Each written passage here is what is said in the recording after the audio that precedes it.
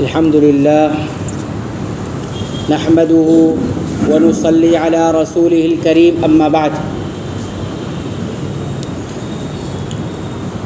عن جابر بن عبد الله يقول دخل رجل المسجد ورسول الله صلى الله عليه وسلم يخطب يوم الجمعة فقال أصليت؟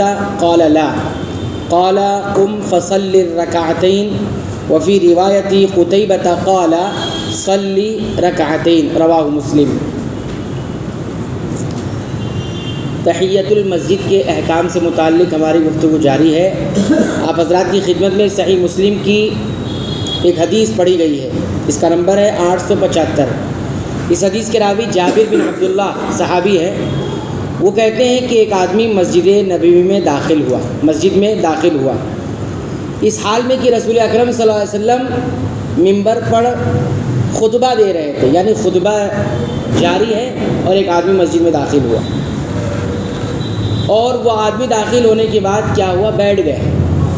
تو آپ صلی اللہ علیہ وسلم نے اس سے پوچھا کیا آپ نے نماز ادا کر لی، پڑھ لی نماز؟ اس آدمی نے کہا نہیں. آپ نے کہا کھڑے ہو جائیے اور 2 رکعت پڑھیے. اس حدیث سے ہمیں ایک بات معلوم ہوتی ہے.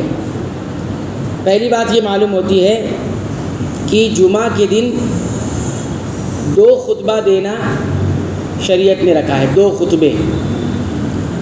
اس روایت کو اور روایتوں سے ملائیں گے تو 2 خطبوں کا ذکر موجود ہے، اور یہی جمعہ کے دن کی پہچان بھی ہے جس کو ادا کرنا لازم اور ضروری ہے.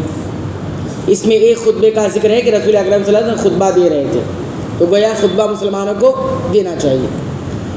دوسری بات جو اس حدیث سے معلوم ہوتی ہے وہ یہ کہ تحیۃ المسجد کی اہمیت کا ہمیں اندازہ ہوتا ہے کہ جو 2 رکعت نبی کریم صلی اللہ علیہ وسلم نے پڑھنے کے لیے کہی تھی وہ کون سی 2 رکعت ہے؟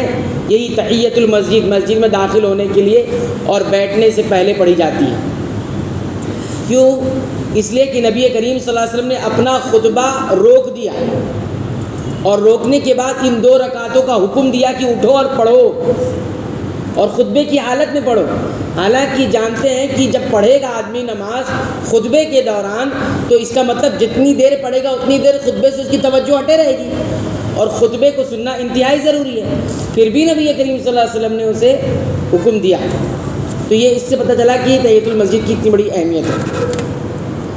تیسری بات جو حدیث سے معلوم ہوتی ہے ہمیں، جو سیکھنے کو ملی، وہ یہ کہ خطبے کے حالت میں، یعنی خطبہ ہو رہا ہو تو ایسی حالت میں بات کرنا جائز ہے. لیکن کس کے لیے؟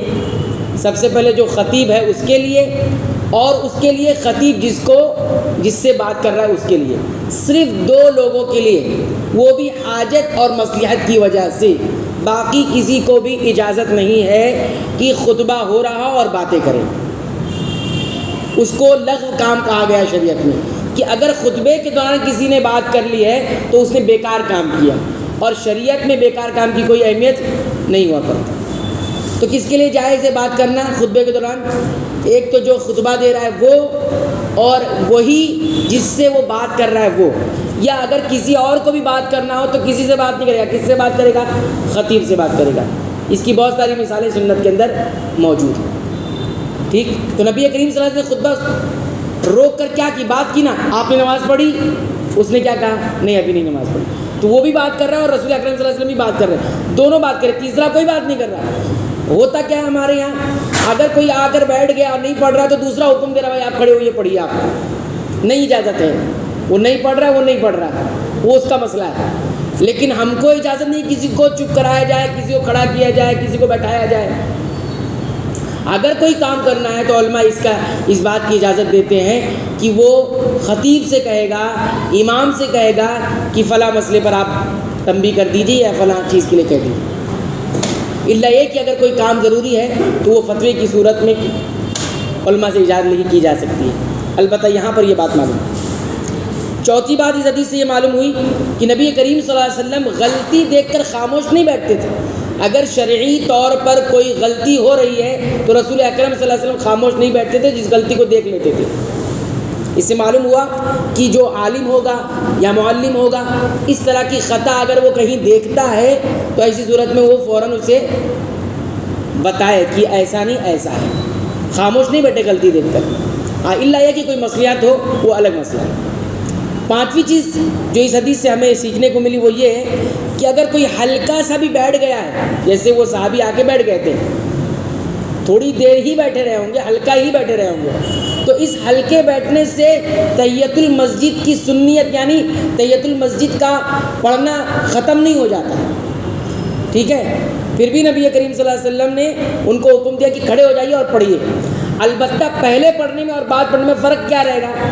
پہلے پڑھنا وہ ادا کہلائے گا، اور بیٹھنے کے بعد اٹھ کر پڑھنا یہ کیا کہلائے گا؟ قضا کہلائے گا. کیونکہ اس کا وقت کب ہے؟ بیٹھنے سے پہلے کا وقت ہے، تو اس کا وقت ہی ادا کون سا ہے؟ بیٹھنے سے پہلے. اب بیٹھنے کے بعد بھول کے اگر کھڑا ہو کے پڑھ رہا ہے تو اس صورت میں وہ کیا ہو جائے گا؟ ادا نہیں ہوگا، کیا ہوگا؟ قضا ہوگا. ٹھیک، جیسے نمازوں کا وقت ہے، اگر وقت پر نہیں ادا کیا تو قضا کہلاتی ہے. اور چھٹی بات اس حدیث سے یہ معلوم ہوتی ہے کہ تحیۃ المسجد پڑھنا چاہیے، اور اس کی تاکید بھی ہے. اور وہ کتنی رکعت ہے؟ 2 رکعت ہے، اس سے زیادہ نہیں پڑھیں گے. کوئی کہہ رہے 2 رکعت اور پڑھ لوں تو ایسا نہیں ہوگا. ساتویں بات یہ معلوم ہوئی کہ 2 رکعت سے زیادہ نہیں کیا جا سکتا.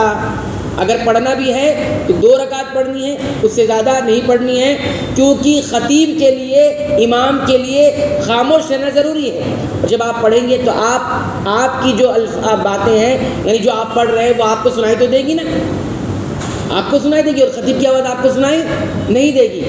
اس وجہ سے یہ 2 رکعت صرف پڑھنی ہے، اس سے زیادہ نہیں پڑھنا ہے. اور اس 2 رکعت کو لمبی بھی نہیں پڑھنی ہے، اس کو لمبی نہیں پڑھنی کہ کوئی لمبی لمبی صورتیں اس میں پڑھنے لگ جائے، یہ بھی جائز درست نہیں ہے. کیونکہ ایک اور روایت میں آیا ہے کہ نبی کریم صلی اللہ علیہ وسلم نے فرمایا کہ تم کھڑے ہو کر 2 رکعت پڑھو، اور اس کو بہت ہلکی پڑھنا، جتنا مختصر کر سکتے ہو اتنا مختصر کر کے پڑھنا، تاکہ خطبہ سننے میں آپ کو زیادہ موقع مل سکے. تو یہ 7 باتیں اس حدیث سے ہمیں معلوم ہوئی، اور ساتھ ہی ساتھ تحیۃ المسجد کی اہمیت کا بھی ہمیں اندازہ ہوا. البتہ میں نے بتایا کہ تحیۃ المسجد کا حکم کیا ہے، تو یہ سنت مؤکدہ ہے، پڑھا جانا چاہیے. اور کب کب نہیں پڑھی جائے گی ہم نے بتا دیا کہ کس وقت نہیں پڑھی جاتی، اس کا بھی خیال رکھنا ہے. کوئی ایسا نہیں کہ اتنی تاکید ہے تو میں پڑھوں گا ہی، تو بھی سنت کے خلاف. پڑھوں گا ہی مطلب یہ کہ سنت کو چھوڑ کے بھی پڑھ رہا ہے، اس کو سنت کے لیے وقت نہیں نکال رہا ہے، فرض کو بھی چھوڑ کے پڑھ رہا ہے، اس کو فرض میں داخل لینا پڑے، 2 پڑھنا ہے اس کے بعد ہی، کیونکہ بیٹھنا رہے گا نماز میں، اب بغیر بیٹھے تو ہو نہیں سکتا.